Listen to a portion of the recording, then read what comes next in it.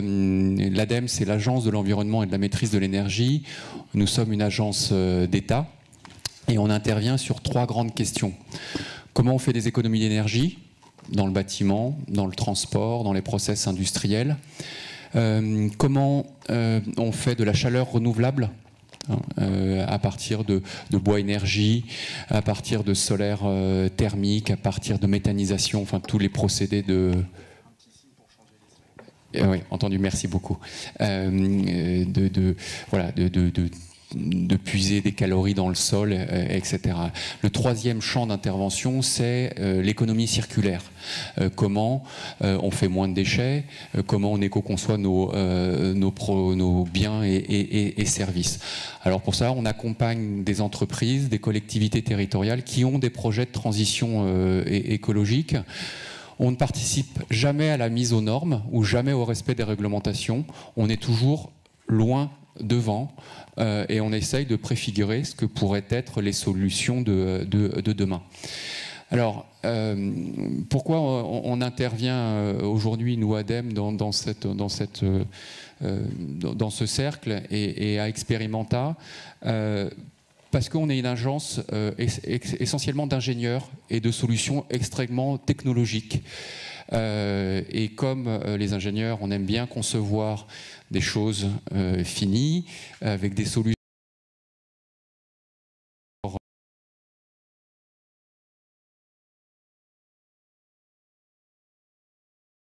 C'est comment on embarque le citoyen, le consommateur, l'usager, dans le récit de transition écologique avec des défis quand même qui sont devant nous. Et ce que propose Experimenta, ce croisement de l'art, de la science, tout ça à l'aune de la transition écologique, nous a paru extrêmement fertile. Et c'est pour ça que moi j'ai accepté de venir animer cette table ronde et surtout de venir m'enrichir de l'ensemble des expériences que vous allez voir. Voilà, juste pour vous dire de là où je parle, mais ceux qui sont importants, ce sont ceux qui sont devant vous, que je vais vous présenter. Il y a Stéphane Bonnard, qui est le directeur artistique de la compagnie Complexe Capharnaüm, et qui présente un spectacle qui s'appelle Migration, une architecture du soleil. Et vous avez travaillé avec Thibaut Guttel, qui est ingénieur-chercheur au sein du CA Liten, sur les questions de batterie, voilà, exactement. Il y a un autre binôme constitué de Cindy Lyotard, qui est aussi scientifique et chercheuse au sein du CEA Liten, aussi dans les batteries. Et puis vous avez travaillé avec Ezra, qui est directeur artistique d'Organic Orchestra et qui présente un spectacle qui s'appelle Oniri de 2070. Voilà. Et puis vous avez Jérémy Paris, qui est ingénieur en charge au bureau d'études de l'Opéra de Lyon. Voilà. Et puis vous allez nous expliquer ce que vous faites à l'Opéra de Lyon. Voilà, alors moi j'ai une première question pour vous en tant que citoyen, en tant qu'être humain. C'est quoi le réchauffement ou comment vous percevez le réchauffement climatique? Qu'est-ce que ça veut dire dans votre quotidien ou dans votre perception? Alors je ne sais pas qui veut commencer. Allez, j'y vais. Allez, merci. Pour ma part, je parlerai plutôt... Ça va, on m'entend? Voilà. Je parlerai plutôt de dérèglement climatique aujourd'hui. Et alors, c'est un point de vue, mais je dirais que les dérèglements se font sentir. Qu'aujourd'hui, il y a de profonds changements qui ont déjà été initiés par ce réchauffement climatique. Et aujourd'hui, il ne s'agit plus de lutter contre le dérèglement climatique, mais je pense qu'il faut s'adapter. Il est important pour s'adapter que d'une part, on comprenne et qu'on suive ces changements, mais aussi qu'on apprenne à être plus résilient, plus agile, qu'en fait, qu'on développe nos capacités à rebondir, à changer nos points de vue, à re-imaginer le monde et notre interaction avec l'environnement. Voilà. Ok. Effectivement, la notion d'adaptation, c'est quelque chose d'important. Il ne faut pas oublier la lutte, quand même, parce qu'on a des horizons à 2050, bien sûr, où il va falloir quand même faire des efforts pour que ça ne chauffe pas trop. Bien sûr, c'est important, il faut continuer de le... Voilà. Ce qui est important, effectivement, c'est bien de faire les deux parce qu'on aura à affronter des choses. Et moi, si je devais répondre à la question, ce qui m'a frappé, c'est que cet été, dans l'Allier et dans le Puy-de-Dôme, il y a eu une vraie crise de l'eau. Voilà, qui était en germe depuis très longtemps. Et là, on voit qu'il y a eu des transferts d'eau par camion pour assurer des besoins vitaux. Ouais. Voilà. C'est ma réponse. Moi, je vis du côté de Saint-Malo, c'est bien parce que mois de mars, je peux envisager d'aller me baigner et du coup, je suis plutôt content. Mais en fait, non, moi, je trouve que ça fait peur. En fait, ça fait peur, mais ça fait surtout ce que je crois que ce qui me fait peur, c'est notre capacité à embarquer le reste du monde dans notre histoire là, et d'être hyper inertiel dans notre manière de bouger. On se déplace très difficilement de nos habitudes. Puis, en fait, simplement, on se met en action de manière très lente, quoi. On a vachement de mal à juste se mettre en action, en fait, et essayer des choses. Et voilà. Ça me fait un peu peur. La peur peut être un moteur. Ça peut être aussi intéressant. Jérémy, peut-être. Oui, je voulais rebondir sur ce que tu disais justement. Effectivement, on a du mal à se mettre en action et ça fait peur. Et on a envie du coup de tout faire pour essayer d'améliorer les choses. Et on a ce côté paradoxal aussi où on a du mal justement à s'adapter et à faire les choses qu'il faut. L'exemple typique pour moi, c'est le touriste qui veut célébrer la Terre et aller voir et apprécier toutes les merveilles du monde, mais qui va en avion et qui dépense énormément de kérosène pour ça. Et il y a ce côté paradoxal-là. Et je pense que ces questionnements sur le dérèglement climatique, justement, nous amènent à réfléchir sur nos propres consommations, sur notre façon de vivre et sur ce qu'on a besoin ou pas réellement, en fait. Bon, merci. Thibaut ? Allô ? Ouais. C'est vrai que moi je rejoins Pezoa, je suis très très frileux et c'est vrai que je vois un côté positif dans le réchauffement climatique, c'est d'avoir moins froid.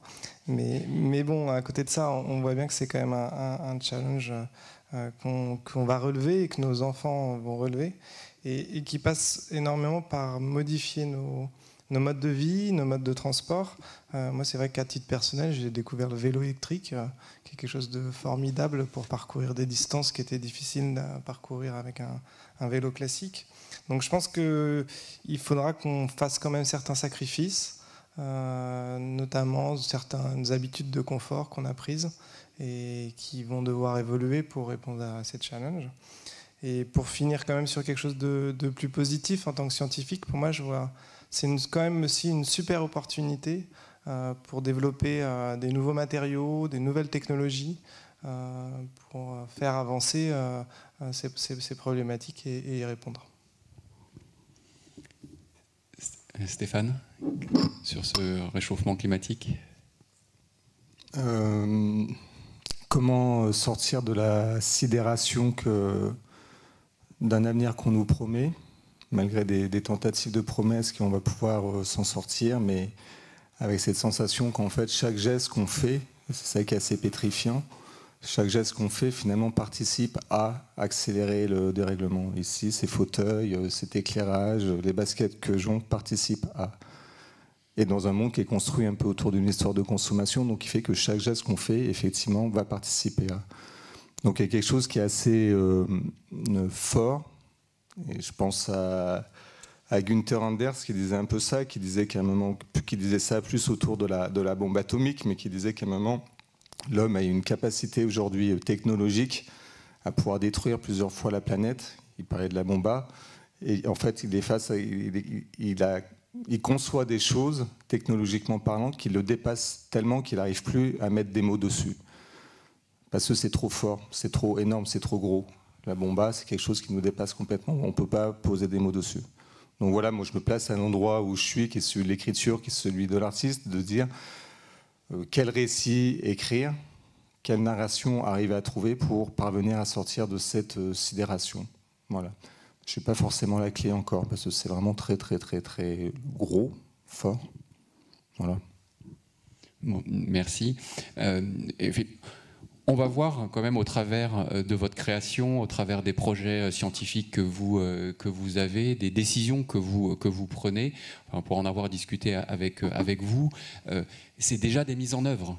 Et moi, au quotidien, je vois énormément de chefs d'entreprise, d'associations, de collectivités locales qui prennent les choses en main. Il y a un énorme fourmillement. Moi, je vis au travers de mon métier, au travers des décideurs, des citoyens que je peux rencontrer. Il y a simplement une étape, je pense, qui nous reste à franchir et qui est juste majeure, c'est comment on entraîne tout le monde et comment de ce fourmillement on en fait quelque chose d'un projet commun, d'un projet partagé qui fasse envie. Et ça, c'est un peu le défi, mais donc, ce que vous allez nous présenter, c'est d'ores et déjà une mise en œuvre de ça. Donc effectivement, le constat est assez sévère. Parfois, on peut avoir le moral un peu dans les baskets. Mais tous les projets, c'est juste incroyable. Alors, ce que je vous propose, c'est de commencer par l'Opéra de Lyon. Qu'est-ce qui vous a amené à réfléchir sur cet outil d'éco-conception des décors? Et on va voir voilà, une image. Alors, c'est parti d'un constat que l'Opéra de Lyon, c'est quand même une usine à fabriquer des spectacles. C'est une dizaine de spectacles par an avec quasiment que des créations, donc autant de décors qui peuvent peser plusieurs tonnes et des dizaines de tonnes. Et donc ça fait beaucoup de matériaux, beaucoup de mise en œuvre, beaucoup de temps, d'énergie pour fabriquer un décor qui se retrouve à jouer peut-être quelques dizaines de représentations, puis il est stocké pendant plusieurs années avant d'être détruit. Et donc tout ça, justement avec le contexte des règlements climatiques, nous a fait réagir, et donc on a commencé à faire certaines choses pour essayer de réduire notre impact environnemental. Et donc ça a commencé tout simplement par utiliser du matériel répertoire plutôt que de reconstruire à chaque fois. À chaque spectacle, quand il y avait besoin d'un escalier, on reconstruisait un escalier. Maintenant, on s'est créé un escalier modulaire qui est en fait une boîte de Lego avec des marches, et on constitue l'escalier qu'on souhaite et qui revient chez nous, et donc qui est réutilisé, donc pour s'inscrire un peu plus dans un système d'économie circulaire. Et donc on a essayé d'améliorer nos pratiques comme ça au fur et à mesure du temps en utilisant notre bon sens.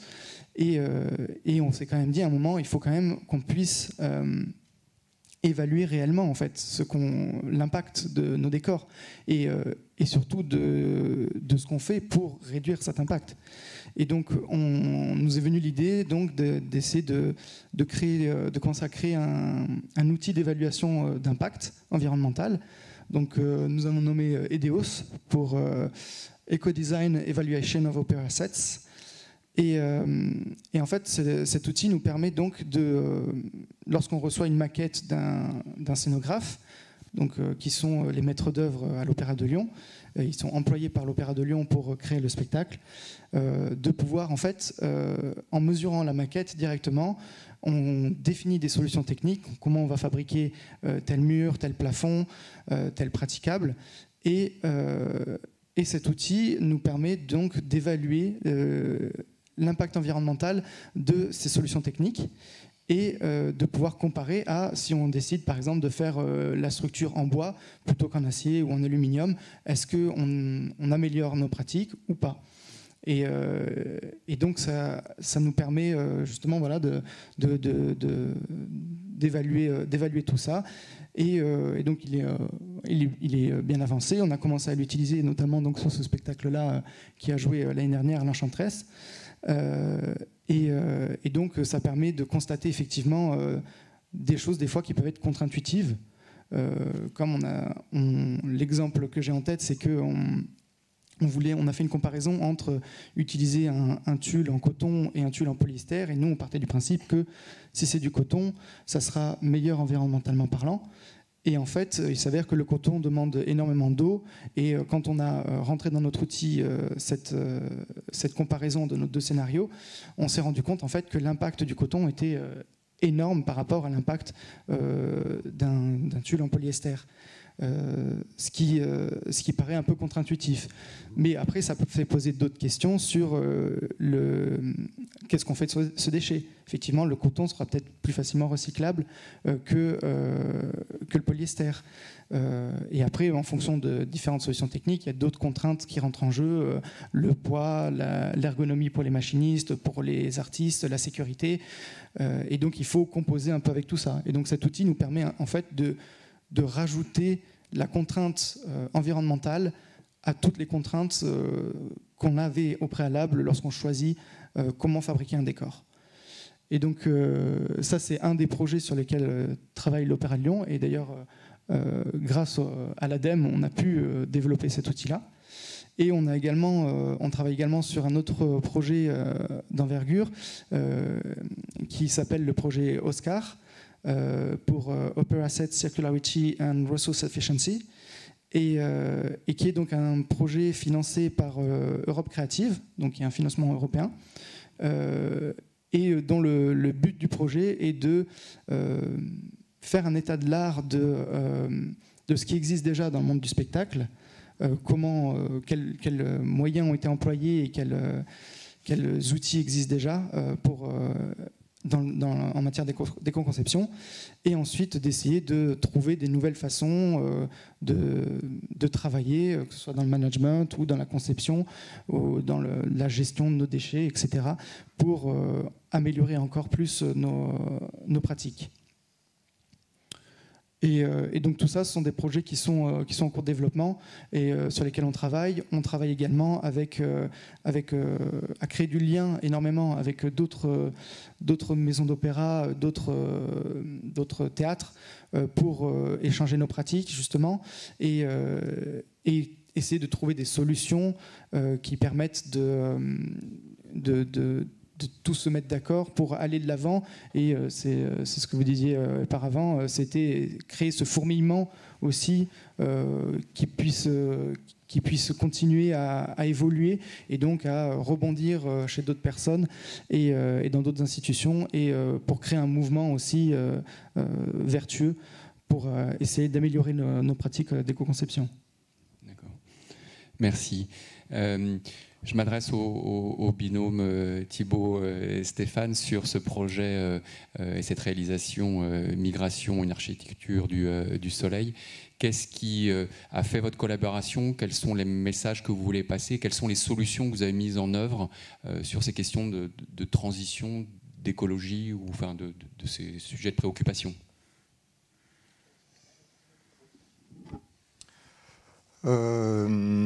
Ce projet, donc Migration et une architecture du soleil, Migration, c'est un projet donc Complex Capharnaüm, c'est une compagnie qui intervient dans l'espace public, qui fait des projets dans la ville et souvent dans une inscription assez forte dans un territoire avec la population, les habitants qui sont là.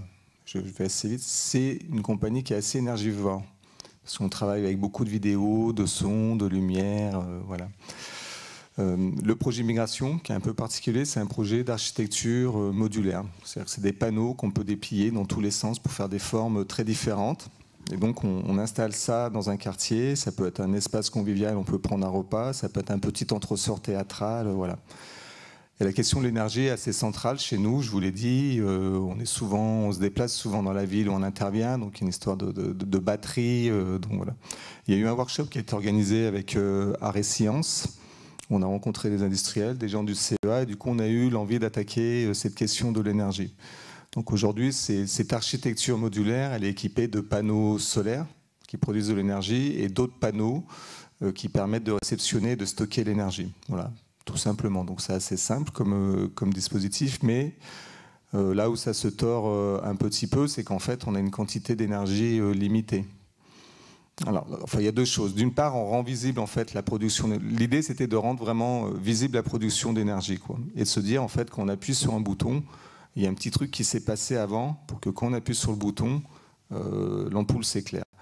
On a pas mal travaillé dans les sites miniers complexes. On a fait des interventions à les carreaux de mine, ces espèces de sites qui sont complètement incroyables où on voit à un moment qu'est-ce que c'est que de produire de l'énergie vraiment de manière très concrète. Et qui nous montre aussi à un moment quelle addiction on a à l'énergie, parce qu'on est capable de déployer des structures pour aller chercher cette énergie qui sont quand même absolument folles. dantesque. Voilà, donc on voulait rendre concrète cette question. Donc on voit les panneaux, ils font partie de notre architecture, à la fois les panneaux solaires et les panneaux batteries qui sont structurels, c'est-à-dire qui tiennent l'architecture. Donc quand un panneau est vide, qu'il faut l'enlever, ça fragilise un peu la structure, quoi. Et c'est des panneaux qui sont lourds, qui font du poids, qui sont encombrants. On aurait pu faire des choses très petites, hein, ça existe tout ça, mais on tenait à ce que ça soit un peu encombrant, de rendre la production d'énergie visible, et puis voilà, c'est un labeur. Et après, le deuxième levier, c'est de se dire que chaque panneau qu'on a, c'est des panneaux qui font 2,40 m par 60 de large, peut produire, pour couvrir l'équivalent d'une famille, pour couvrir l'équivalent d'un couple journalier en besoin énergétique, il nous faut 60 panneaux. Donc assez vite, on a un problème environnemental parce que si on voulait pour beaucoup plus, ça fait beaucoup de panneaux qui peuvent s'accumuler comme ça, même sur une place, si on veut vraiment. Donc on limite le nombre de panneaux, donc on limite la quantité d'énergie. Et donc la grande question, c'est qu'est-ce qu'on fait de cette énergie ? Et qu'est-ce qu'on fait collectivement ? Et qui, je pense, va être une question assez déterminante dans les années qui viennent, parce que je ne crois pas qu'on va résoudre cette question du réchauffement climatique de l'énergie avec des solutions techniques. Elles vont nous aider, mais si on veut vraiment passer le cap, il va falloir baisser la consommation vraiment. Et donc, où vont aller les priorités ? Et pour nous, la question cruciale, c'est est-ce qu'on va préférer chauffer une chambre ou s'offrir un moment de théâtre, par exemple ? Entre la nécessité vraiment vitale de la protection du corps, pouvoir chauffer de la nourriture, pouvoir se mettre au chaud, et ce qui relève des œuvres de l'esprit, de la relation au sacré, puisque dans le théâtre, il y a quelque chose de l'ordre de sacré, il y a de l'ordre du commun, du culturel. Où vont aller ces packs énergétiques, quoi. Quel choix on va faire, et surtout qui va décider où va l'énergie, qui va faire ces choix-là et où va être attribuée cette énergie. Et ça, c'est juste, je pense que c'est une question vraiment de société qui est là, qui est devant nous, quoi. Donc voilà, l'idée avec le projet Migration Architecture du Soleil, du coup, c'est ça. C'est qu'à un moment, on se déploie dans un quartier, on produit de l'énergie, et pas à pas, on essaie de mettre en discussion avec les habitants qui sont là, autour de cette architecture, qu'est-ce qu'on fait de ce pack énergétique qu'on a là, ce trésor de guerre qu'on a accumulé grâce au soleil au fil du temps. Et du coup, on a été dans une collaboration pour ça avec les CA, qui eux développent des prototypes de batteries, parce qu'on essaie évidemment d'aller vers quelque chose d'assez propre, quitte à aller dans ce travail-là. Donc, qui ont travaillé avec nous sur vraiment la question du stockage de l'énergie, avec des systèmes de batteries qui sont en train de développer aujourd'hui. Peut-être que tu peux... Donc effectivement, quand le Complexe Confernal nous a présenté son projet, on a vraiment été séduit par l'idée. Et technologiquement, il y avait deux aspects qui étaient intéressants. La première chose, c'était d'intégrer des batteries dans ces structures, et notamment d'avoir des batteries qui étaient flexibles, qui étaient souples. Donc ça, c'était un défi qu'on était en train sur lequel on était en train de travailler. Et il y avait un autre défi qui est un défi de créer des batteries mieux éco-conçues, à savoir qu'elles présentent à la fois des impacts environnementaux plus faibles, des coûts réduits, si possible, tout en maintenant un niveau de performance qui soit quand même intéressant pour l'application. Et il faut savoir, alors je ne vais pas vous faire un cours sur la composition d'une batterie, mais une batterie, on voit ça comme un objet qui pourrait répondre à certains défis climatiques, notamment avec les véhicules électriques ou d'autres applications. Mais ça reste un objet qui est assez difficile à fabriquer. Quand on dit difficile, c'est-à-dire qui consomme pas mal d'énergie à fabriquer, et qui en plus utilise des composants qui ne sont pas toujours très sympathiques. Notamment des métaux. On trouve beaucoup de cobalt, de nickel, qui sont à la fois des métaux qui sont difficiles à extraire, qui sont des fois un peu toxiques, difficiles à recycler. Et donc, une des thématiques qu'on développe au laboratoire, qui n'a pas encore un niveau de maturité très élevé, hein, c'est à l'état de recherche, c'est d'essayer de substituer ces matériaux par des matériaux plus verts, on va dire, même si j'aime pas trop le terme. Et l'idée qu'on développe, c'est de remplacer ces métaux par des molécules organiques qui pourraient être, notamment, dans certains cas, extraits de la biomasse. Donc l'idée, c'est décrit sur le cycle qui est là. C'est un peu un cycle idéalisé aujourd'hui, mais c'est un peu le concept des développements qu'on mène dans mon laboratoire. Donc c'est effectivement, via la photosynthèse, de séquestrer le CO2 au sein de plantes.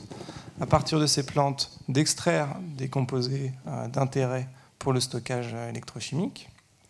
Et puis ensuite de les transformer par des techniques de chimie qu'on appelle la chimie verte, donc qui essaye de ne pas trop employer de solvants organiques, mais plutôt de la synthèse dans l'eau, de travailler à basse température, d'essayer de minimiser vraiment tous les effluents et les produits secondaires.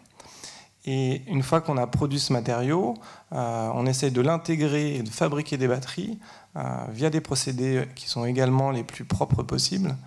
Donc encore une fois, on a essayé de limiter l'utilisation de solvants. On peut produire des électrodes de batterie notamment en voie sèche ou en voie aqueuse.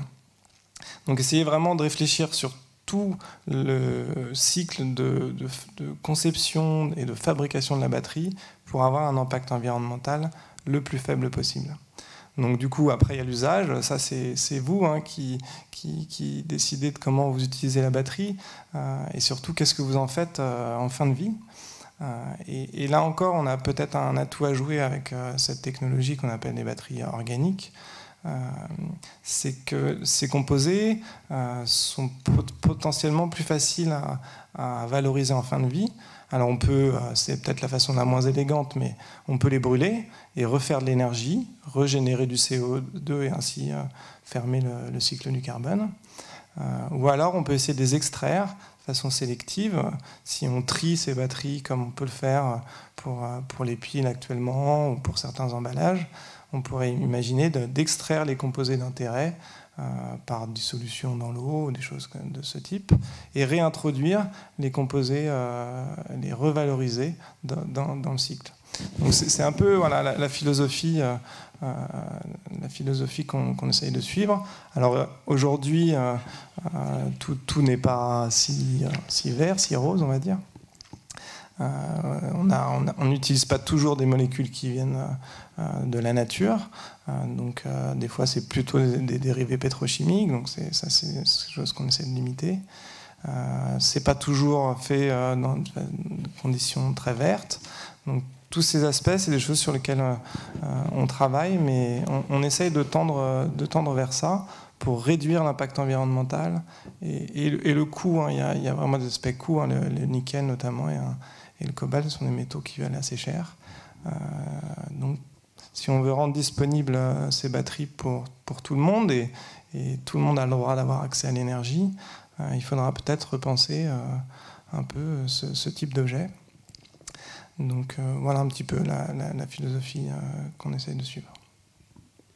J'ai une question un peu violente, mais Joker, est-ce que c'est justement cette proposition technologique, est-ce qu'elle peut nous permettre de ne pas avoir à répondre à la question que pose Stéphane et d'avoir à choisir?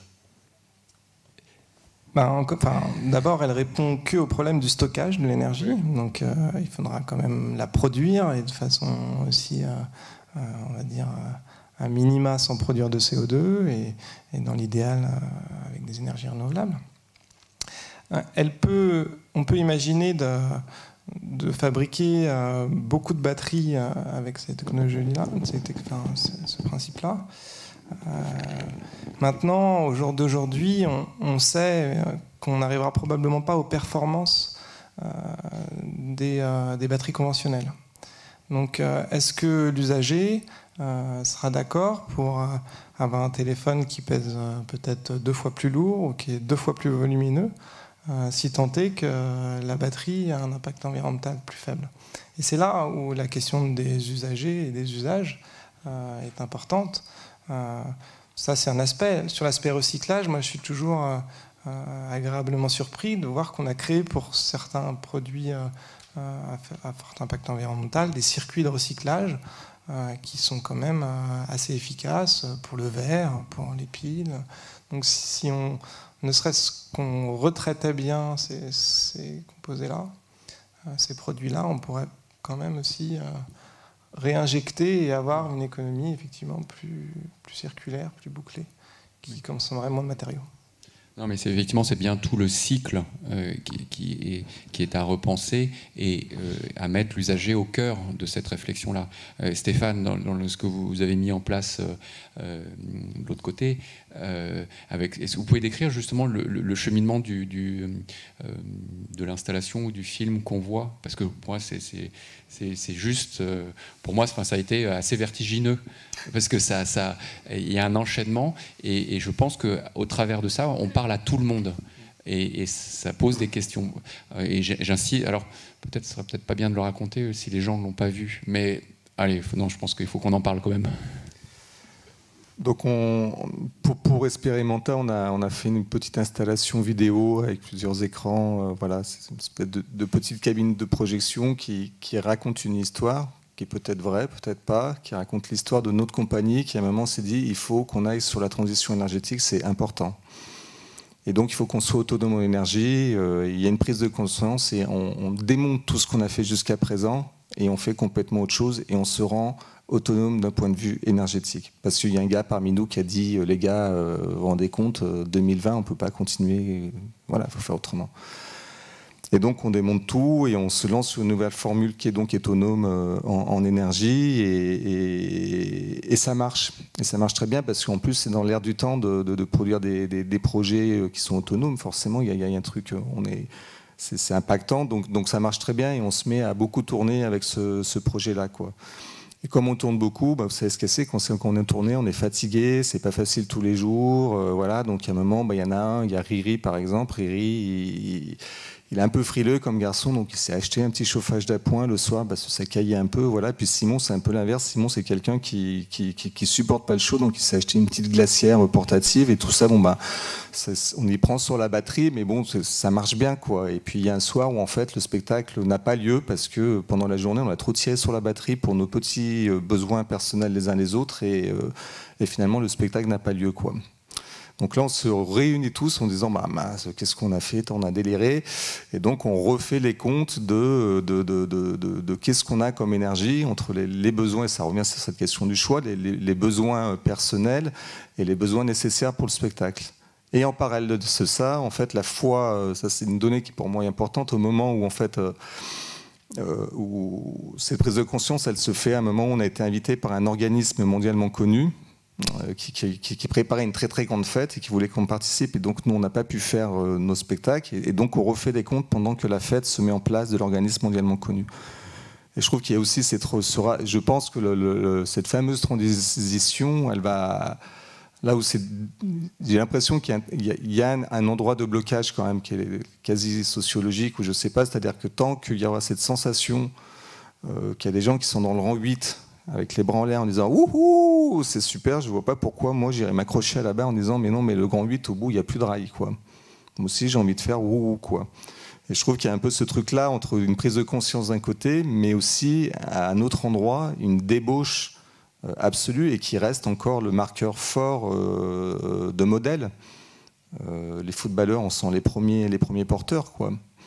Footballeur, la transition énergétique, encore une fois, c'est vrai, c'est pas fun, quoi. C'est vraiment un truc, c'est chiant, quoi. Enfin, la sobriété, c'est naze, quoi. Enfin, c'est pas dans l'air du temps, c'est pas mode, en vrai. C'est un truc de vieux, quoi. Ce qui est cool, c'est d'avoir une Porsche. Ce qui est cool, c'est de voyager. Ce qui est cool, c'est d'avoir un gros bateau. Ce qui est cool, c'est d'avoir du pognon. Ce qui est cool, c'est ça, quoi. Et du coup, notre petite histoire, elle raconte ça, c'est-à-dire que d'un côté il y a cette nécessité de faire des choix, une prise de conscience, et de se dire oui, je peux pas continuer, et en même temps de se dire mais comment on va pouvoir vraiment basculer tant qu'il y aura cette espèce de modèle, cette fiction, encore une fois, parce que ce n'est qu'une fiction qui nous raconte que le bonheur c'est ça, quoi, et que en fait la transition énergétique c'est se priver. En fait, on va se priver, quoi, donc on va se frustrer. Et aujourd'hui, je crois que les deux histoires qui nous sont racontées, c'est celle-là. D'un côté, il y a la grande abondance, et c'est cool, c'est la fête. Et de l'autre côté, c'est les tristounes qui comptent un peu leur kilowatt, quoi. Donc comment on arrive à inverser ça? Comment la transition énergétique, ça devient cool et fun, et l'abondance, un truc de ringard, quoi. J'ai l'impression que c'est ça le grand défi, en fait. Voilà, avec une question qui maille le spectacle. Qui décide?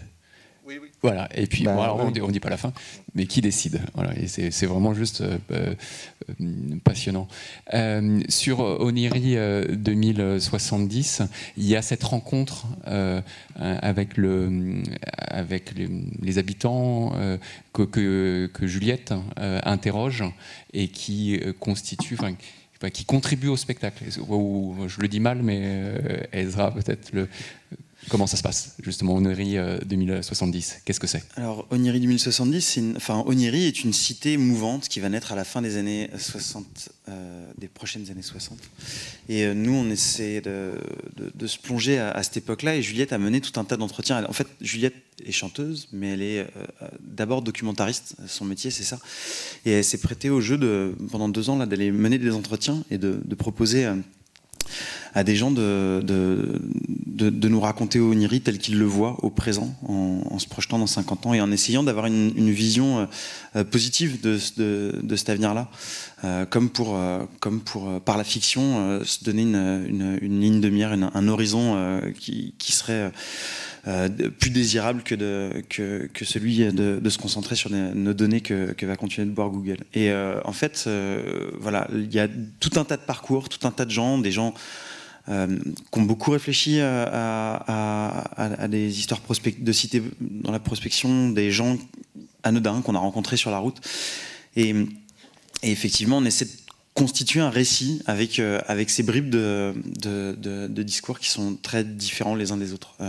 Et avec des gens qui ont une connaissance plus ou moins grande aussi d'Oniri. On s'amuse de ça.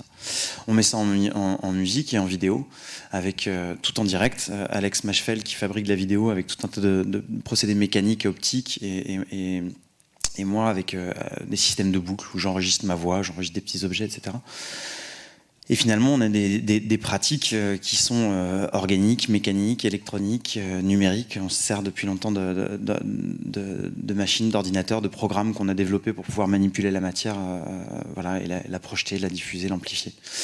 Et peut-être, je ne sais pas comment revenir. Enfin, la question que je peux continuer à déployer ce qu'est Oniri, mais... Oui, justement, il y a ce récit, il y a ce lien avec la création, et il y a cet objectif, je ne sais pas si on dit d'autonomie ou d'impact le plus minimal. Enfin, je veux dire, je ne sais pas si on passe à cette passerelle-là, mais comme tu as envie de le raconter. Une des choses importantes, c'est qu'en fait, moi, la pratique que j'ai aujourd'hui, je suis beatboxer à la base. Je fais de la musique avec ma bouche, c'est-à-dire avec rien. Et puis j'ai appris, d'ailleurs, sans faire vraiment de prof, en écoutant de la musique, etc. Enfin, cette pratique juste d'expérimentation, je la porte depuis longtemps. Puis pendant longtemps, ça a été comment je fais tous les sons du monde juste avec mon corps, quoi. Bon, je me suis rendu compte que d'une, je pouvais pas faire tous les sons du monde, que ça m'empêchait pas de faire des spectacles, mais que quand je commençais à jouer avec des machines, etc., ça m'ouvrait des champs de créativité qui étaient assez importants. Et puis petit à petit, de jouer avec ces outils qui sont disponibles aujourd'hui, de pouvoir même adapter tout un tas d'outils. Ça ouvre des procédés d'écriture qui sont super et qui me plaisent beaucoup. Et j'ai envie de réfléchir à la manière dont on va continuer à faire des spectacles avec des écritures qui sont aussi libres que celles-ci, mais tout en étant un peu plus maître, un peu plus conscient de l'impact qu'on a, d'apprendre ne serait-ce qu'à à connaître un petit peu les échelles. Qu'est-ce que c'est qu'un kilowatt? Enfin, parmi les trucs un peu symboliques qu'on a décidé, c'est on va essayer de faire un spectacle qui garde nos pratiques, mais qui consomme moins d'1 kWh, c'est-à-dire une lampe comme celle-ci, en fait. Et du coup, voilà, dans une salle de spectacle, on en utilise beaucoup plus, habituellement, quand on fait de la musique amplifiée, quand on fait des arts numériques, quand on fait de la vidéoprojection. C'est bourré de paradoxes, parce qu'on utilise un vidéoprojecteur, 3 ordinateurs sur scène, etc. Enfin, voilà, tous les outils dont j'ai parlé avant. Seulement, le match, là, c'est d'essayer de faire en sorte de connaître, en fait, ce que c'est que les impacts de cela, au moins en temps réel, pendant qu'on les occupe, pendant qu'on les utilise. On peut parler de toute l'énergie grise qui a été nécessaire pour produire ces machines-là. Tout ce qu'on arrive à faire pour l'instant, c'est de se dire, on va essayer de les utiliser le plus longtemps possible. Voilà, c'est à peu près la limite aujourd'hui de notre pratique. Mais Ce qui est chouette, voilà, donc ce spectacle, on essaie de le tourner en autonomie, à vélo, de se déplacer de 25 km pour l'instant maximum par jour entre 2 représentations, de pouvoir se poser dans des lieux qui sont des lieux reculés, la forêt, des friches, mais aussi des places de village, en bas de tours de quartier, enfin dans des espaces publics justement divers et variés. Il y avait une question tout à l'heure, c'était est-ce qu'on se sent proche de l'art de rue? Ouais, et peut-être plus encore de l'art des forêts. Enfin, j'aimerais bien moi pouvoir être encore plus aller jouer dans la nature, ça me plairait quoi. Voilà. Voilà, alors justement, comment on met en œuvre cet objectif kilowattheure, 1 kWh, avec justement la solution vélo et puis la solution plus technologique des batteries et le lien avec Cindy. Tu veux Alors, peut-être que d'abord tu peux expliquer pourquoi les vélos, et puis après parce qu'effectivement du coup votre spectacle, en plus d'être mobile, enfin tu m'arrêtes en plus d'être mobile, ce spectacle il propose en fait au public de venir pédaler pour alimenter le spectacle. Alors pédaler c'est bien, ça suffit pas tout à fait à fournir toute l'énergie, et puis surtout à vous mouvoir en fait d'un spectacle à un autre. C'est là qu'on intervient, c'est là que le CEA intervient, que vous nous avez proposé de fournir une batterie qui, bon, d'abord réponde à votre besoin et puis qui soit inscrite dans la démarche. Nous, c'est ce qui nous a plu avant l'objet technologique à proprement dit. Ce qui nous a plu dans cette résidence et dans ce projet, c'était d'inscrire la conception d'une batterie dans un projet extrêmement minimaliste en termes de consommation, extrêmement minimaliste en termes d'impact et aussi très sobre en fait, très très sobre. Donc on n'a pas... Alors, d'abord, on est arrivé assez tardivement sur le projet. On ne s'est pas donné des objectifs d'une ambition technologique folle. Au contraire, en fait, ce qui était intéressant, c'est que nous, on est habitués à faire des batteries qui répondent à des exigences extrêmes. On envoie des satellites dans l'espace avec des contraintes extrêmement fortes sur les batteries, sur leur usage, sur les composants. Et là, le défi, c'était de faire simple. C'était de faire recycler, recyclable, et d'utiliser le moins de ressources possible. Donc en fait, on est parti d'un concept. Ezra nous avait demandé de réfléchir à une batterie dans laquelle on pourrait interchanger les cellules, récupérer des cellules qu'on appelle deuxième vie. Alors ce que j'appelle cellules, on va dire que ce sont les piles dans le vocabulaire courant. Récupérer une pile d'ordinateur et puis l'utiliser comme ça au gré des besoins dans le spectacle. Alors, on n'a pas eu le temps d'aller aussi loin, mais ce qu'on a fait, c'est qu'au final, on a développé une batterie avec, alors d'abord, des cellules qu'on a récupérées, qui sont des cellules sans nickel, sans cobalt, dont parlait Thibaut tout à l'heure. On a totalement... parce qu'autour de la cellule qui utilise des matériaux actifs, pour faire une batterie, on a besoin de... il y a quelques images là-haut, on a besoin de pièces structurelles, tout simplement, un carter, ces pièces que vous voyez ici qui tiennent les composants les uns avec les autres. On a besoin d'électronique. Bon. Donc on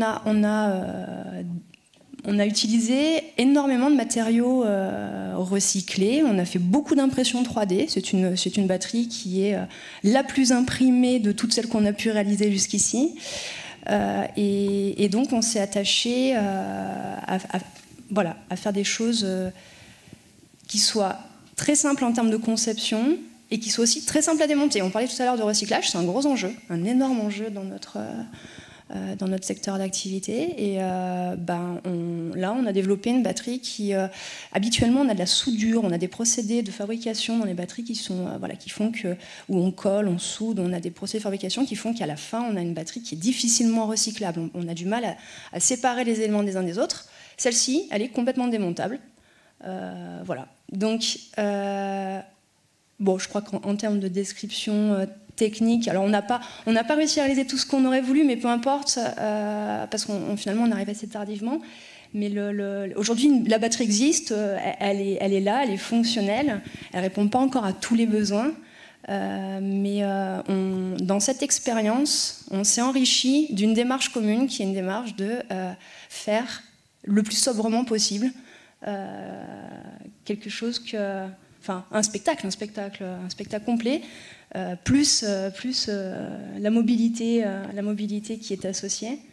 Et le maître mot de tout ça, c'est la mobilité, j'y reviens.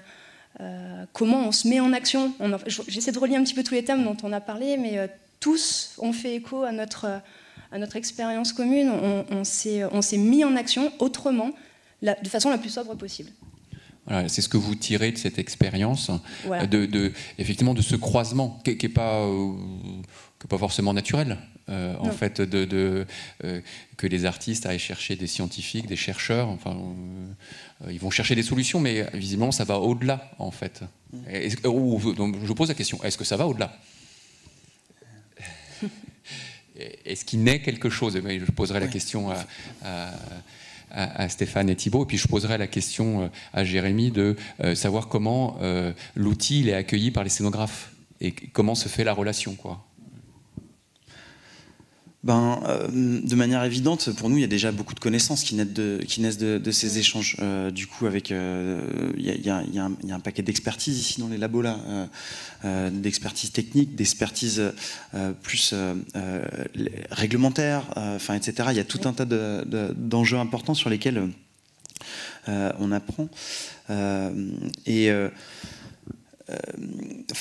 C'est l'atelier Art Science qui nous a permis ces collaborations-là, en tout cas avec une institution aussi grande que le CEA. Il y a tout un tas d'autres chercheurs, bidouilleurs avec lesquels nous on travaille tout le temps en fait.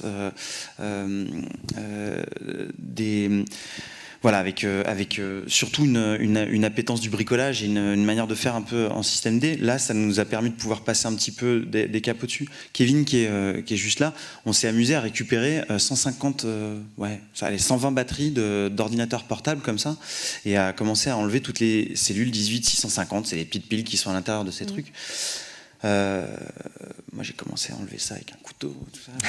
Ne faites pas ça chez vous. Petit à petit, ne faites pas ça chez vous. Non, il faut pas. Et voilà, petit à petit, on se rendait compte que ce qu'on faisait de la manière dont on le faisait, c'était assez dangereux. Il y a des risques en tout cas. Maintenant, n'empêche qu'on le faisait, il nous est rien arrivé. C'est très chouette, c'est heureux qu'il ne nous soit rien arrivé. Et je pense qu'on recommencera en fait. On recommencera à faire des erreurs parce qu'on va essayer. On va essayer tout un tas de trucs. Maintenant, la collaboration avec des labos qui ont l'expertise, elle est chouette parce qu'elle nous permet de faire plus attention. Elle a aussi des travers qui sont celles de quelque chose de très inertiel en fait, mais comme n'importe quelle institution. C'est-à-dire que réussir à faire financer un spectacle comme Oniri 2070 de la part d'une DRAC ou d'un conseil régional, c'est long, c'est laborieux, c'est hyper long. De travailler avec une institution telle que le CEA, c'est laborieux. Un des premiers problèmes qu'on a avec la batterie aujourd'hui, c'est que il faut lui faire passer un certain nombre de passerelles de sécurité pour réussir à rentrer dans les normes. Et là, c'est au-delà du CEA, en fait. C'est les normes européennes.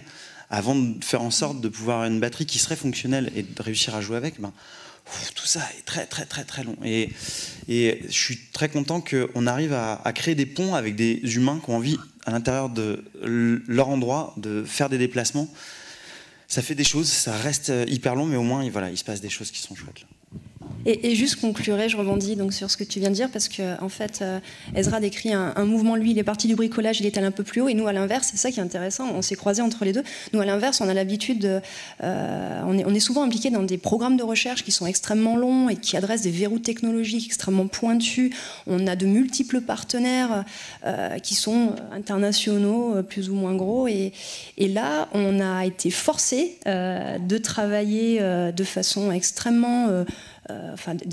déjà, on était une grosse équipe, une douzaine de personnes à travailler sur le sujet, et on n'était pas habitué de traiter tous les sujets. Donc, on a créé une équipe. On n'a pas trop l'habitude de faire ça. Créer une équipe locale, et on a adressé un sujet qui n'était palpable, et puis qui n'était pas uniquement sur une paillasse de laboratoire, pour lequel il y avait un but, un sens, et donc un cahier des charges, une attente. Voilà, donc on a fait le chemin inverse, et on s'est rencontrés entre les deux, et c'était du coup extrêmement enrichissant, je crois, des deux côtés.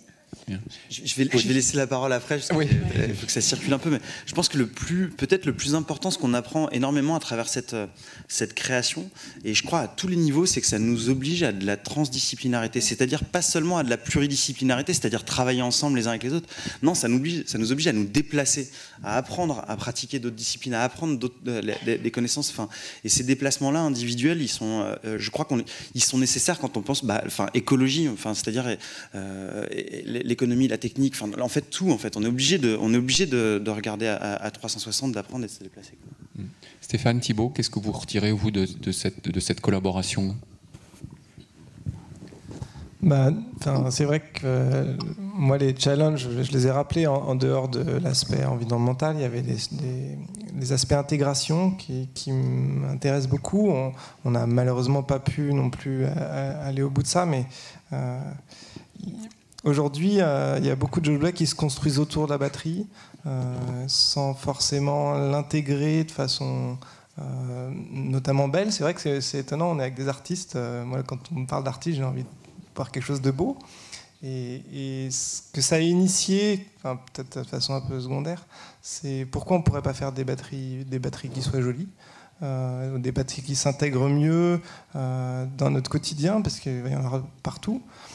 Et justement, là, certaines des technologies qu'on développe, on peut commencer à imaginer de faire des batteries qui soient transparentes, des batteries qui soient colorées, des batteries qui changent de couleur, qui s'impriment, donc qui épousent des formes particulières.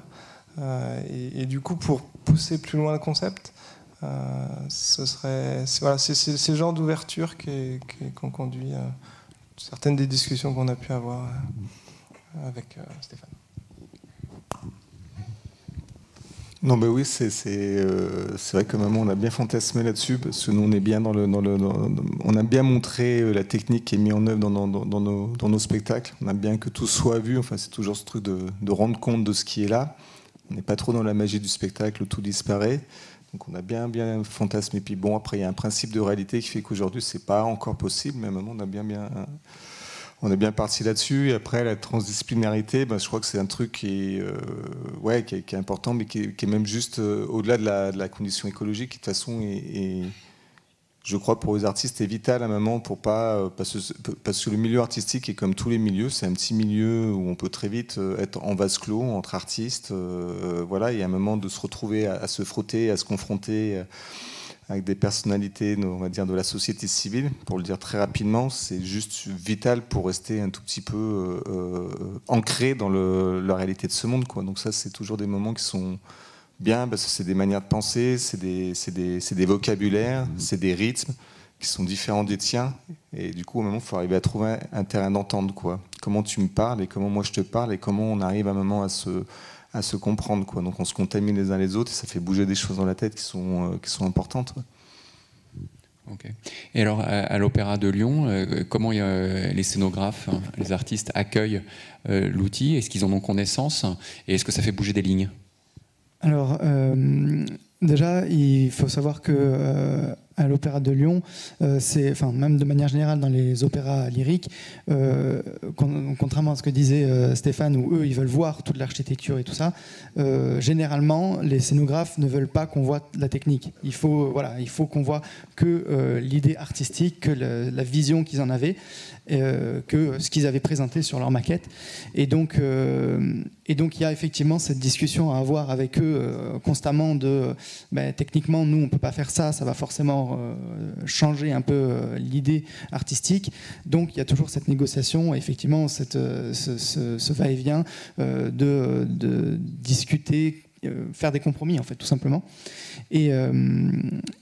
Et justement, du coup, actuellement, l'environnement, c'est pas forcément quelque chose qu'on réussissait à mettre dans ce compromis-là, en fait. C'est pas quelque chose que tous les scénographes comprennent, qu'ils sont pas tous au courant, ils sont pas tous sensibles à ce sujet. Et malgré que dans leur contrat, il y a quand même une ligne qui précise que si on considère que leur idée n'est pas suffisamment écologique, on peut leur demander de réviser leur copie. Mais en fait, on a toujours cette problématique de à partir de quel moment on considère que c'est pas suffisamment écologique, parce que c'est ce qu'on disait tout à l'heure, c'est que ça a toujours un impact. Et qu'est-ce qu'on considère comme un impact raisonnable ou pas? Et donc l'introduction de cet outil justement nous permet ça de pouvoir mesurer l'impact, de pouvoir le comparer d'une production à une autre, d'avoir un pourcentage de matériaux recyclables ou de matériel répertoire qu'on réutilisera, même de pouvoir savoir si on a pu réutiliser des éléments de décor d'autres spectacles. C'est possible aussi, un plancher qui était stocké depuis des années et qui ne rejouera pas, qu'on réutilise sur un autre spectacle pour ne pas reconstruire. Et tout ça, ça permet de mesurer. On n'en est pas encore arrivé pour l'instant à la négociation sur ce sujet-là avec les scénographes, mais c'est quelque chose, il a été créé aussi dans ce but-là, de pouvoir négocier avec les artistes et rentrer cette contrainte environnementale réellement dans les choix artistiques et même auprès de la direction également, de pouvoir avoir des nombres, parce qu'on souvent on a un problème, on a besoin de nombres pour comprendre les choses, pour évaluer. Vous parliez tout à l'heure du kilowattheure, qu'est-ce que c'est? C'est pareil, on a besoin de savoir, oui, ça impacte, mais comment? Et donc, et là, je réduis l'impact, mais comment? Et tout ça, c'est difficile à évaluer. Et donc, on essaie de faire ça et de pouvoir négocier effectivement. Bon, outil de négociation. Stéphane? Non, mais juste sur la question de la négociation, c'est vrai que c'est... Nous, on a été confrontés au début parce qu'on s'est pris à notre propre piège, c'est-à-dire qu'il y avait cette idée de workshop, donc de produire du solaire, d'avoir ces batteries qui avaient une certaine capacité, et de se dire, avec cette capacité, quelle forme on va arriver à mettre en place? Et je vous l'ai dit, nous, c'est du son, de la vidéo, de la lumière, c'est vraiment... on y va, quoi, puis on adore ça, quoi. Ça fait... Et donc, dans les premiers temps, quand on voyait combien on avait en capacité, on se disait, mais alors attends, alors vidéoprojecteur, non, mais laisse tomber, quoi. Et alors ça, et à un moment, on s'est dit, mais on va faire un spectacle d'ombre, quoi. On va faire du théâtre d'ombre, mais c'est pas nous, quoi. C'est pas notre. On va faire juste une lecture d'un texte, mais c'est pas. Donc, à un moment, il y a vraiment ce truc qui relève de l'identité, en fait. C'est quoi la concession que je suis prêt à faire, parce que c'est. Ouais, c'est notre identité, c'est notre langage artistique, il est à cet endroit-là. Donc à un moment, comment on arrive à composer pour ne pas perdre complètement notre identité et malgré tout être dans cette contrainte énergétique qu'on s'est donnée. Et en l'élargissant, je pense que je me dis que c'est à ça aussi qu'on est confronté, c'est-à-dire qu'est-ce qu'on est prêt. Parce que nos modes de vie renvoient à notre identité, quoi, à ce que nous sommes de manière très très profonde, quoi. Et du coup, qu'est-ce qu'on est prêt à modifier là-dedans? Comment on va arriver à négocier ça? Parce qu'il y a quelque chose d'assez violent. Nous sur cette relation-là, à un moment, on était là, mais on était un peu désespérés, quoi. De nous dire, mais ça nous échappe, c'est plus nous, quoi. C'est plus nous ce qu'on est en train de faire. Donc il y a... Bon, voilà. Merci. Je crois qu'on a donné à voir effectivement les enjeux, les solutions que vous proposez, les créations. Il est temps de vous donner la parole si vous avez des questions.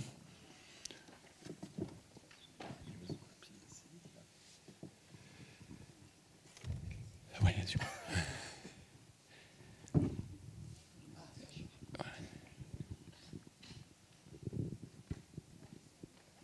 Merci beaucoup pour ces différentes interventions. J'avais une première question qui rebondit un peu sur ce que vous disiez, Stéphane, dont j'ai perdu le nom de famille, désolé, sur cette idée d'embarquer tout le monde au moment même où d'autres sont dans la débauche. Embarquer tout le monde dans de la sobriété, montrer que c'est louable et que c'est une voie enviable, là où les autres sont dans la débauche. Et ma question, qui a peut-être pas de réponse, c'est comment on peut faire ça sans tomber dans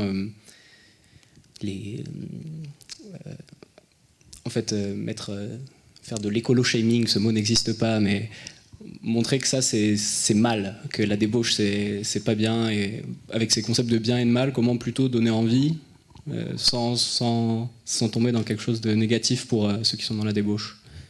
Ou alors est-ce qu'au contraire faut tomber dans de l'écolo-shaming, même si encore une fois ça n'existe pas? Je n'ai pas de réponse, mais je pense qu'effectivement aujourd'hui on est dans un truc qui est très culpabilisant, beaucoup, et que du coup ça c'est pas un moteur, je crois en ça. Et encore une fois, je pense que la chance qu'on a quelque part, et peut-être que ce problème climatique, ce problème qu'on a est peut-être une chance, parce que je pense qu'on a un autre souci à l'échelle de nos sociétés, c'est quoi le grand récit commun qu'on se raconte aujourd'hui. Il y a eu le communisme, il y a eu la religion, enfin je ne veux pas vous la refaire, quoi. Il y a eu le capitalisme, et aujourd'hui on a aussi une espèce de pauvreté de sens du commun, et c'est quoi le récit qu'on se raconte ensemble, quoi. Et là-dessus on est un peu court. C'est ce qu'on disait ce matin, mais je pense qu'aujourd'hui, si les populismes, et je ne suis pas populiste, mais si les populismes aujourd'hui sont une force politique aussi puissante partout dans le monde, il y a des questions sociales, économiques évidemment, mais je pense aussi parce qu'eux portent un récit abject, passéiste, mais ils portent un récit de grandeur, etc. Et les autres partis sociaux-démocrates ont du mal à poser un vrai récit un peu clair d'avenir, d'un sens du commun. On est sur des choses un peu les hôpitaux, un peu, mais voilà, il n'y a pas une idée comme ça qui traverse, comme le communisme pouvait porter une idée, le socialisme, le capitalisme. Et peut-être que cette idée ce récit de dire en fait de sauver la planète, de sauver l'humanité, puisque c'est ça la question qui est là, qui est face à nous. Peut-être qu'il y a quelque chose là qui va pouvoir nous permettre de retrouver aussi un sens d'un commun et de qu'est-ce qu'on fait ensemble, quoi, d'un point de vue politique, quoi. Votre question, c'est ce pourquoi moi je suis là. Et c'est justement pour savoir comment on va... tout à l'heure, Juliette, qui est dans le spectacle d'Oniry 2070, elle disait comment on va raconter une histoire aux gens, raconter une histoire avec les gens. Enfin, voilà. Et c'est effectivement c'est ça ce qu'on vient chercher ici en s'inspirant, c'est comment on va raconter quelque chose qui fasse envie et qui en même temps embarque les solutions. Voilà. Et effectivement on fait le grand écart entre des footballeurs qui prennent l'avion pour faire Lyon-Paris.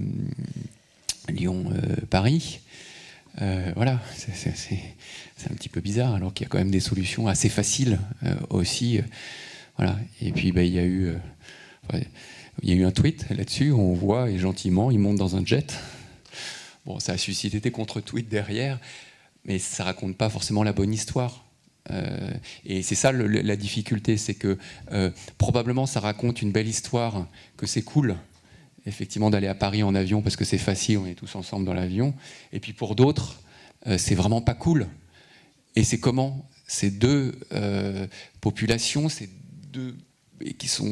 comment elles vont réussir à se parler. Et c'est ça ce qu'il faut qu'on invente. Un peu angoissant comme question.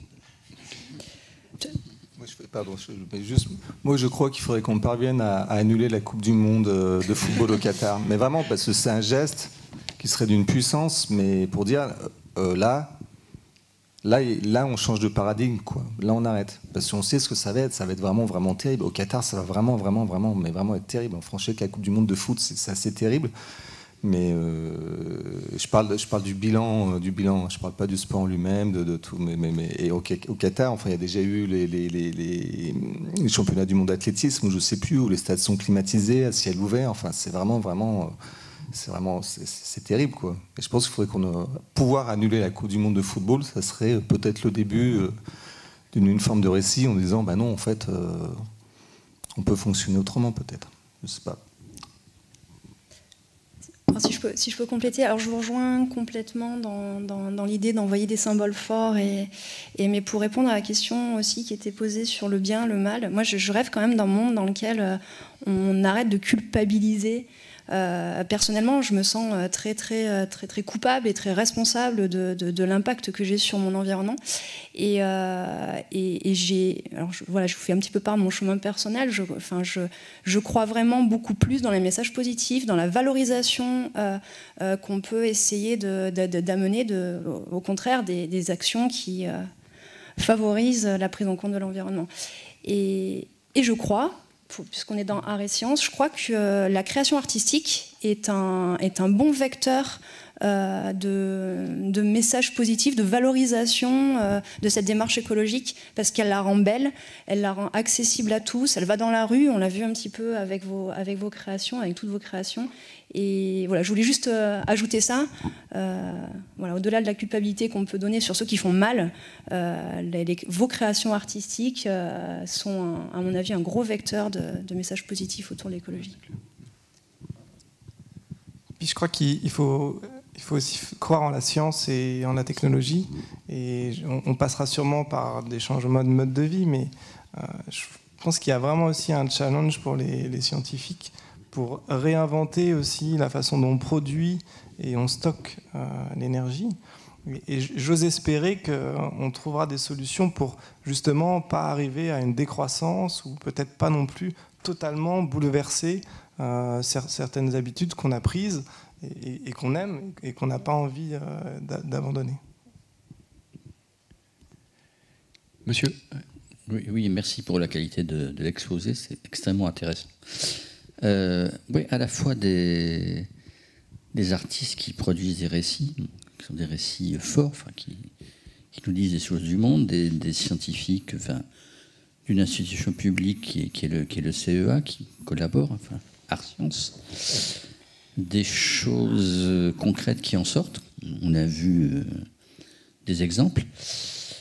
Après, est-ce qu'on a, mais ça c'est peut-être même l'ADEME qui peut nous le dire, est-ce qu'on a des effets d'embrayage, de relais, par rapport à la grande industrie, en fait, qui pourrait reprendre un certain nombre d'idées? Ou est-ce qu'on reste vraiment, finalement, dans le terrain de l'expérimentation, des relations art-sciences, etc. Je veux dire, est-ce qu'il y a des changements d'échelle, déjà, qu'on peut percevoir? Alors, je vais me permettre de répondre, parce que je suis en lien avec un grand industriel qui prévoit d'implanter de la fabrication de batteries en Europe, sur des technologies développées en Europe, et en l'occurrence en France. Et je pense que là, on a quand même... Alors évidemment, il y a des aspects économiques. Les industriels font rarement ça juste si ce n'est pas lucratif. Mais je crois quand même, en termes de fabrication de batteries, avec des acteurs comme Tesla, que tout le monde prenait pour des fous à l'époque, mais qui ont quand même démontré l'intérêt et la pertinence en termes d'écologie et économique. Il y a beaucoup d'acteurs qui vont se positionner sur le sujet et on verra rapidement les premières annonces de fabrication de gigafactories de batteries en Europe, en Allemagne et en France. La question est compliquée là aussi. À chaque fois, on va prendre des exemples, mais vous avez, on était tout à l'heure en discussion, notamment avec Vicat, qui fait du ciment et qui est pas très loin d'ici, et qui a fait de l'économie circulaire un principe aujourd'hui de son business model, comme on dit, et qui désormais se tourne vers son territoire et qui s'interroge sur qu'est-ce que je peux faire autour de moi pour minimiser mon impact. Voilà. Donc oui, et aujourd'hui, et puis il y en a certains qui n'auront pas le choix. Parce que on le voit en ce moment avec ce qui se passe sur le plastique, où effectivement il y a une prise de conscience de trop de plastique, de beaucoup de choses. Et je peux vous assurer que, alors que c'était des industriels auxquels on n'avait pas tellement accès, qui s'interrogeaient assez peu, là je peux vous dire que l'interrogation elle se fait de manière assez violente, avec des craintes très fortes liées à l'emploi et à des retournements de marché Et je crois qu'on est assez proche d'un certain moment de retournement de marché sur certains types, peut-être assez étroits, mais on n'en est pas loin. Et ça va laisser beaucoup de monde sur le carreau. Voilà, et donc il faut se préoccuper de ça, justement, pour les accompagner sur des changements de modèles. Un autre exemple, un industriel de l'agroalimentaire qui est en train de réfléchir sur un modèle de distribution de ses produits aux professionnels avec des emballages plastiques réutilisables et qui font de la logistique dans les deux sens. Bon, ça, pour que cet industriel s'interroge sur ça, voilà, il a fallu du chemin. On peut multiplier les exemples comme ça. C'est pas la majeure partie. Il ne faut pas non plus se voiler la face. Hein, mais voilà. Mais il se passe des choses quand même. J'aimerais rebondir aussi dessus. Dans les spectacles lyriques, pour les maisons d'opéra, notamment l'Opéra de Lyon, l'impact le plus important en termes de CO2, c'est le déplacement du public. Et donc en fait, nous, on a décidé en tant que technicien, on a décidé de travailler sur ce sur quoi on avait un poids, c'est-à-dire sur les décors qu'on construit. Et effectivement, en fait, c'est minime et presque ridicule comparé à l'impact du déplacement du public. Mais c'est l'histoire du colibri, c'est faire quelque chose quand même et qui peut rayonner et en fait qui peut prendre de l'importance aussi petit à petit. Et ça, seul l'avenir nous le dira. Mais ce que je disais tout à l'heure, c'est qu'effectivement, on a un consortium qui se crée, les directions de grandes maisons d'opéra en France qui commencent à discuter sur ces sujets de développement durable et donc qui essaient de faire quelque chose, qui progresse et donc ça crée des mouvements. On discute également avec des opéras scandinaves. Donc il y a vraiment quelque chose qui s'élève, qui se forme. Et je pense qu'ensuite ça résonne, ça part de la technique qui est minime, mais ça peut résonner du coup aux directions et ça résonne du coup ensuite au public parce qu'effectivement ensuite il y a une histoire de communication de tout ça. Il faut bien communiquer pour que les gens comprennent la démarche et donc ensuite il faut que ça résonne auprès du public et qui eux-mêmes pour les sensibiliser en fait, pour les éduquer. Parce qu'il y a cette part-là, il y a la part artistique, il y a le spectacle lui-même qui peut faire prendre conscience des choses. Mais il y a aussi du coup la communication à côté de la démarche en fait, qui est tout aussi importante. Et effectivement, je ne sais pas si c'est possible, mais je pense que certaines applications qui sont faites dans le monde du spectacle peuvent rayonner, mais ça demande peut-être plus de temps et ça doit passer par beaucoup plus d'étapes intermédiaires que directement comme ça. Merci. Est-ce qu'il y a d'autres questions ?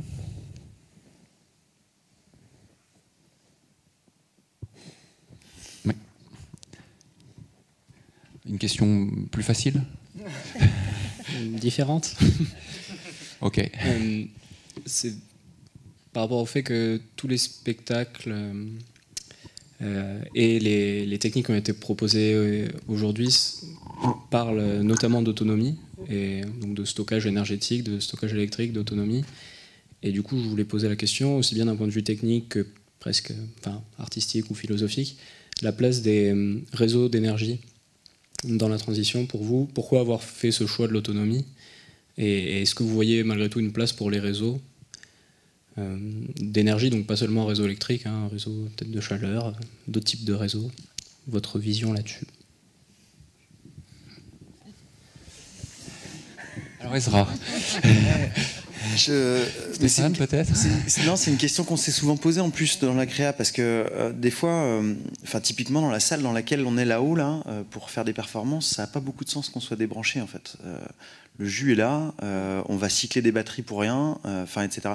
En l'occurrence, c'est pas pour rien, on cycle des batteries parce qu'on a besoin de savoir ce qu'on est capable de faire avec ce dispositif qu'on a créé là. Donc on profite de ces moments de performance là pour continuer à apprendre sur notre propre système. Maintenant, effectivement, c'est pas parce qu'on fait un spectacle sobre qu'on est obligé de pouvoir le jouer au milieu des bois. Nous, on a décidé de faire ça et ça, en fait. Et c'est les deux. C'est les deux parce que parce que de travailler sur la sobriété nous permettait d'envisager en fait ce truc-là. Et du coup, on s'est permis d'y aller. Et que effectivement, ça nous excite pas mal de pouvoir aller faire nos pratiques dans des lieux qui sont pas prévus pour ça. En fait, ça, c'est voilà, ça. Du coup, enfin, c'est pas entièrement pragmatique. C'est un désir assez délibéré en fait de pouvoir, enfin, un choix assez délibéré que de pouvoir faire en sorte que notre spectacle il soit autonome et qu'il joue hors les murs. Ouais. Sur la question du, tu voulais dire un truc? Non, mais j'allais parler plutôt technique, mais je te fais ton intro alors parce que je pense que tu vas me perdre après. Mais je ne sais pas si ça répond du tout à ce... Mais en tout cas, nous, ce qui est assez rigolo, c'est qu'en fait, le principe des panneaux solaires, des panneaux batteries, c'est quelque chose qu'on a mis vraiment en place là pour Experimenta. Samedi, on démonte tout, on rentre à la maison. A priori, c'est un décor qu'on ne va pas stocker dans le hangar.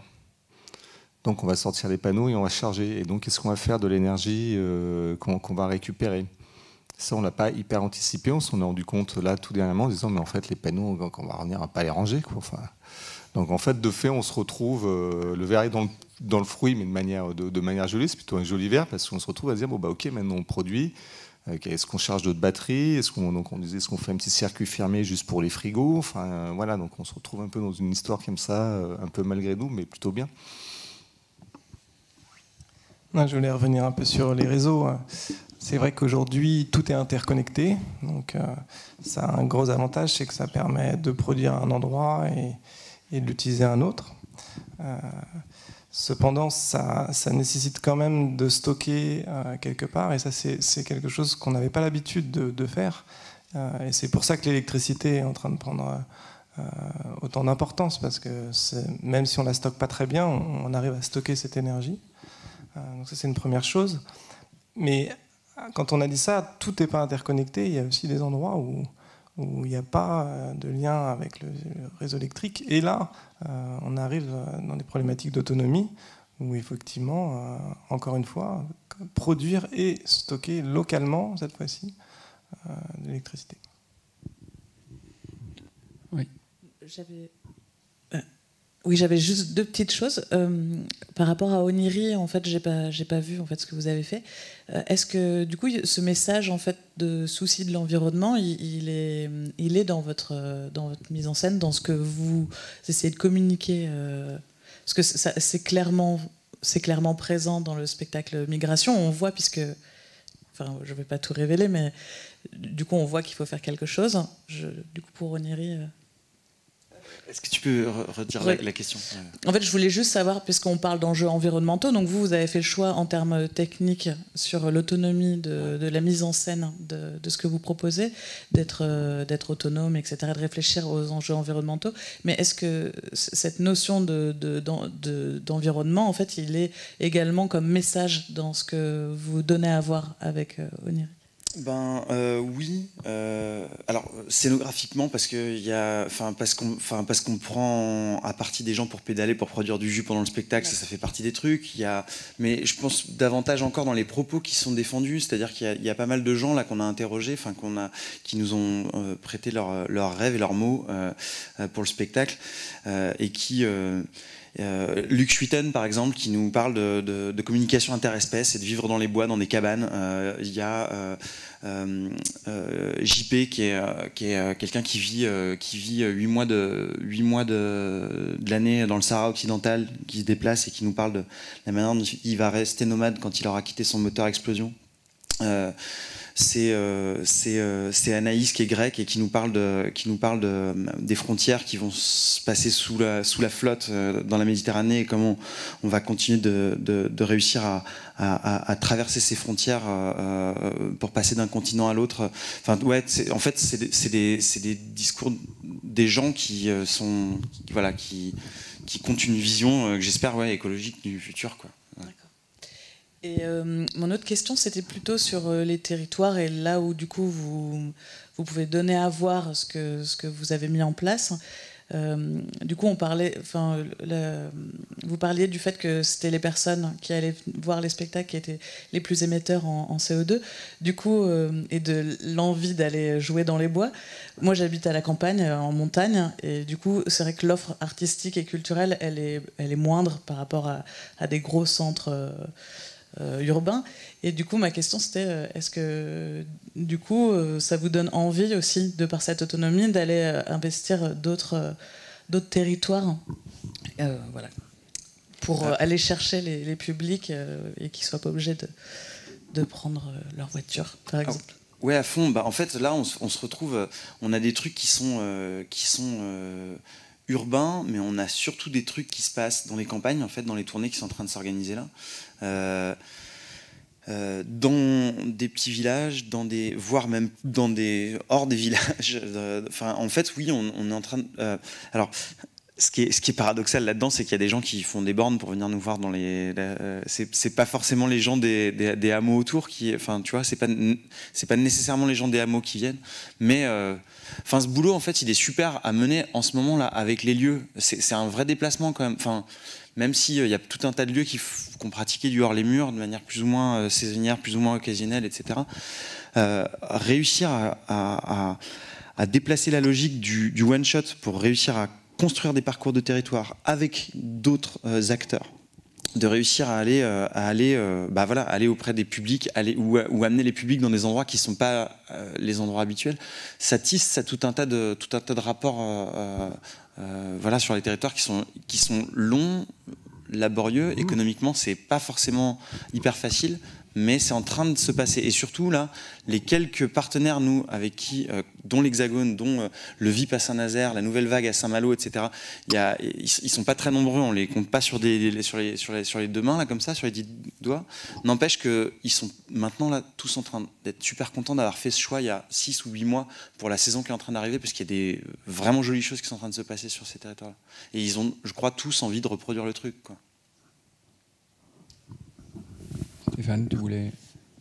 Non, je crois qu'il a tout dit. Je pense que nous, on n'est qu'un petit maillon et qu'après, effectivement, il y a la question de la diffusion, donc des lieux ou des personnes qui, à un moment, achètent les projets, achètent les spectacles pour les diffuser quelque part. Et ce que tu dis là, je pense que c'est assez fondamental.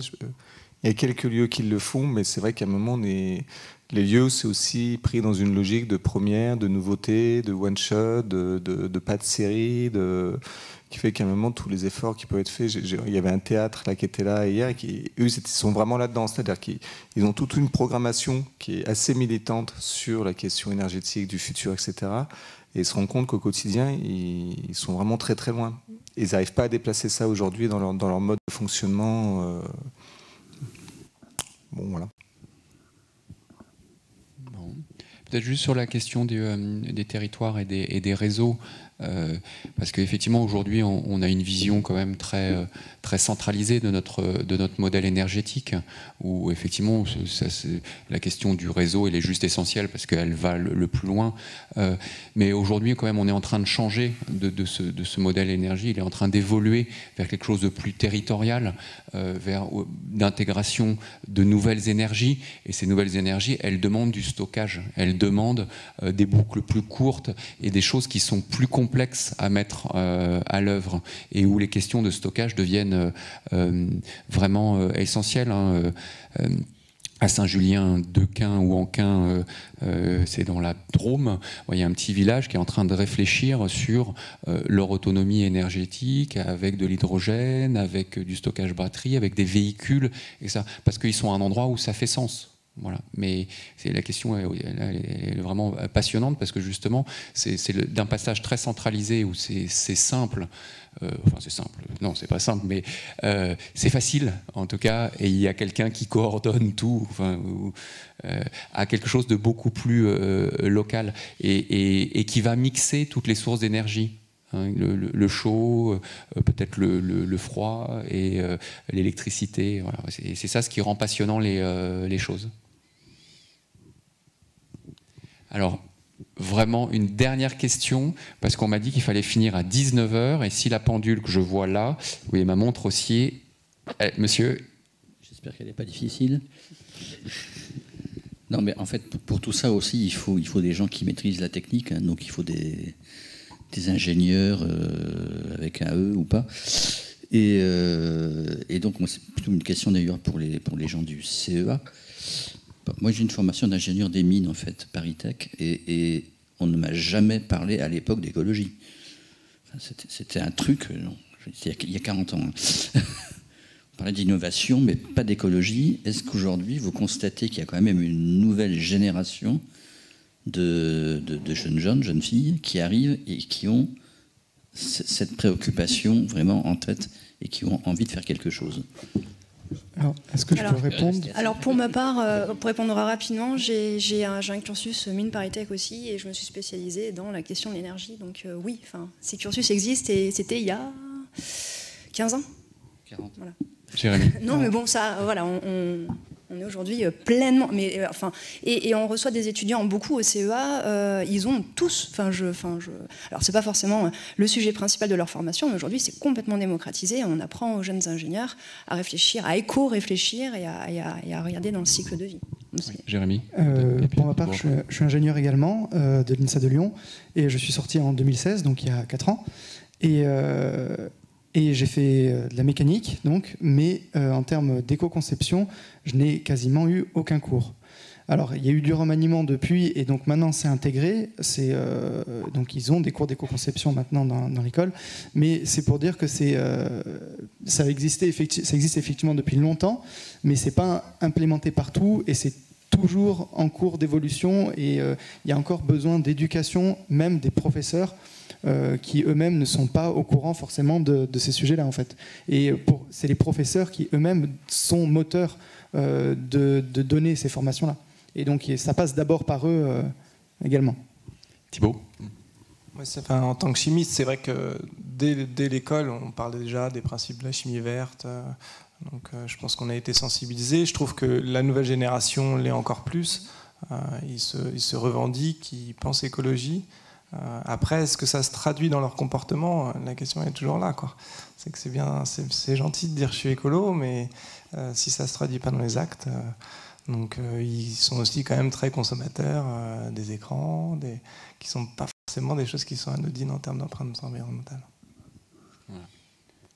Ezra, non. Oui, il y a un petit enjeu qui me semble important, parce que je sais aussi que je suis ici au CEA, et qu'il y a tout un tas de choses très riches, et il y a aussi une de l'innovation, de la recherche d'innovation, et autour de l'industrialisation de ces innovations, avec tous les modèles économiques qui sont liés à ça, et qui sont aujourd'hui dont tous les modèles dominants aujourd'hui sont liés à de la propriété intellectuelle. Et je pense que c'est un des plus gros freins qu'on ait en fait aujourd'hui, malheureusement. Je pense qu'on a énormément de mal à se déplacer déjà dans nos pratiques, mais en plus innover en cachant des choses dans tout un tas de laboratoires que les gens même à l'intérieur du CEA ne sachent pas ce qui se passe là. Enfin tout ça, je sais que je suis face à un mur qui est gigantesque. Hein.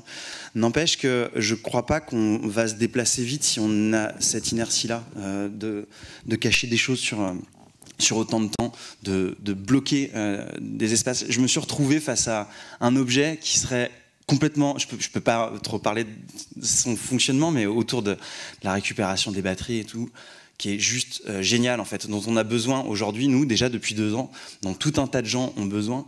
Et aujourd'hui, cet objet, malgré qu'il soit en partie financé par des financements publics, est complètement bloqué parce qu'il a des financements qui sont aussi très importants côté privé, et qu'il a un avenir qui est un avenir marchand. Or, c'est une solution technique aujourd'hui écologique forte, et en fait c'est vraiment dommage qu'on reste bloqué à beaucoup d'endroits pour ces problèmes de mécanismes, de modèles économiques qui sont encore trop bloqués autour de la propriété intellectuelle. Bon, ok.